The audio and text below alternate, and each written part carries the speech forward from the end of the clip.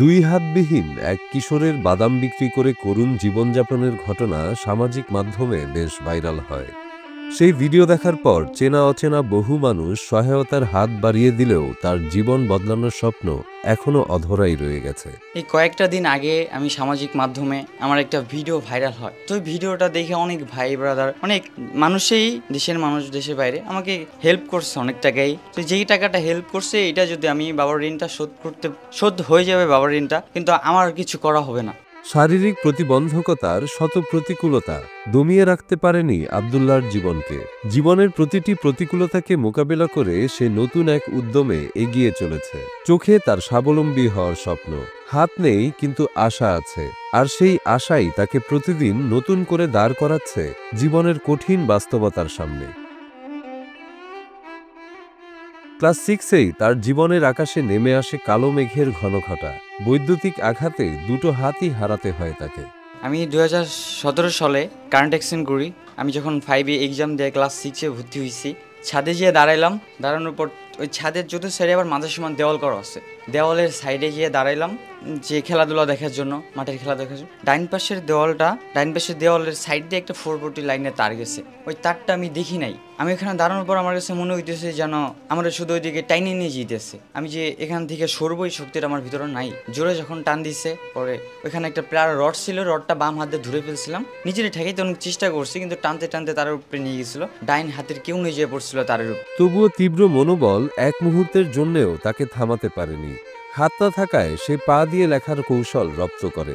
পা দিয়ে লিখেই 2024 সালে এসএসসি পাশ করে সবাইকে চমক লাগিয়ে দেয়। যেখানে তার মতো মানুষেরা ভিক্ষা করে জীবন পার করে দেয়, সেখানে স্বাবলম্বী হওয়ার চেষ্টা করে এক সাহসী উদাহরণই হয়ে উঠেছে গোপালগঞ্জ জেলার মুকসুদপুরের আব্দুল্লাহ। আব্দুল্লাহর হতভাগ্য জীবনের একমাত্র সম্বল তার দুটি পা। মাথার চুল আঁচড়ানো সহ জীবনের আরও অনেক কাজ পা দিয়েই সম্পন্ন করতে হয় তাকে। যেন ইচ্ছা শক্তি তার প্রকৃত বাহু। আমি পা দিয়ে লিখে এসএসসি পাস করছি। যদি আমার আবার সুযোগ হয়, আমি আবার পড়ালেখাটা কন্টিনিউ করতে চাই।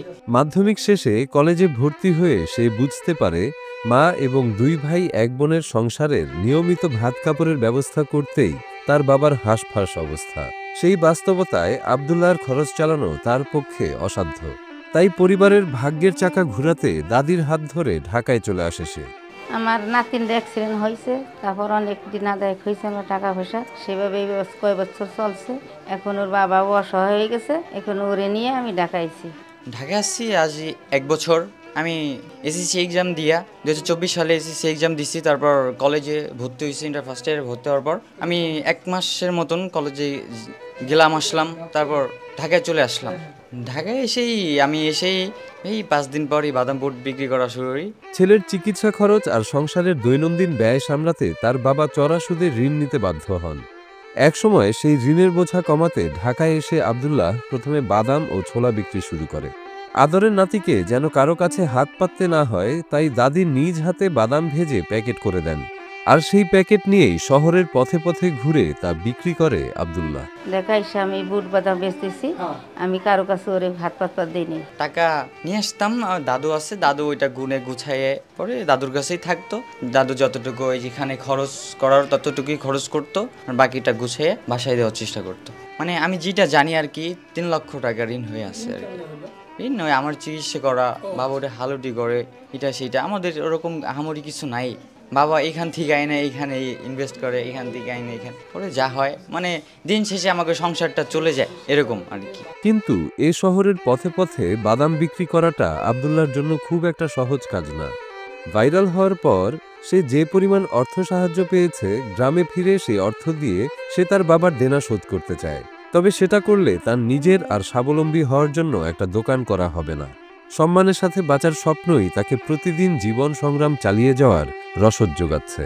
এটা আমার বাদাম বুট বিক্রি করতে অনেক কষ্ট হয়। আমি চাচ্ছিলাম যে আমার গ্রাম বাসায় হলে একটা ছোটোখাটো একটা দোকান নিয়েও বসতে চাচ্ছিলাম। তো এখন ছোটোখাটো দোকান নিয়ে যদি বসি, তো বাবার বাবার মাথার উপরে ঋণ, ঘাড়ের উপরে ঋণটা থেকেই যাবে। আমি কিছু নিয়ে বসতে চাই, তা আমি চাচ্ছি যদি এই টাকাটা দিয়ে আমার বাবার ঋণটা আমি শোধ করে বাবার ঘাড়ের উপরে ডিপ্রেশনটা আমি দূর করি। এখনো সে স্বপ্ন দেখে, বিশ্বাস করে আরো কিছু মানুষ সহায়তার হাত বাড়িয়ে দিলেই হয়তো বদলে যেতে পারে তার জীবন।